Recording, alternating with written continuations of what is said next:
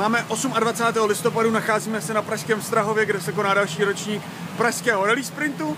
Martin Vlček mě poptal, co by navigátora. Říkám jasně, toto je naše kára, tady už jsou další technici, máme tým, který má dohromady víc jak poslanců v parlamentu.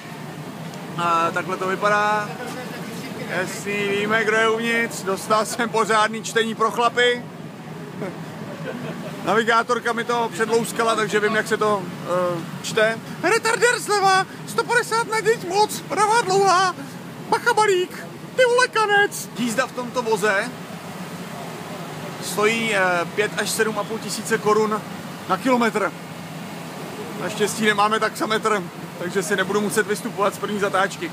Tak co nás dneska čeká? Co nás čeká, to nás nemine. Drsná, tvrdá jízda dolů ze Strahova. Si to můžeme natrénovat.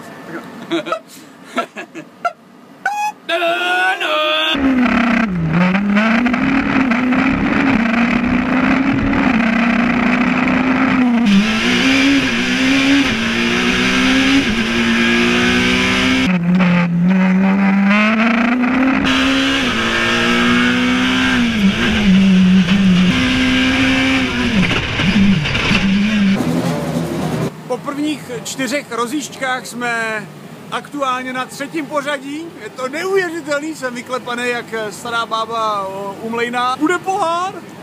Je to tam! Mistři světa!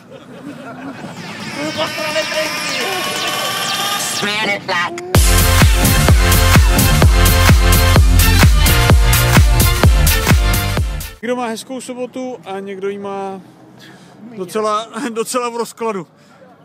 Vypadá to, že konopné mazání je tentokrát uklouzlo.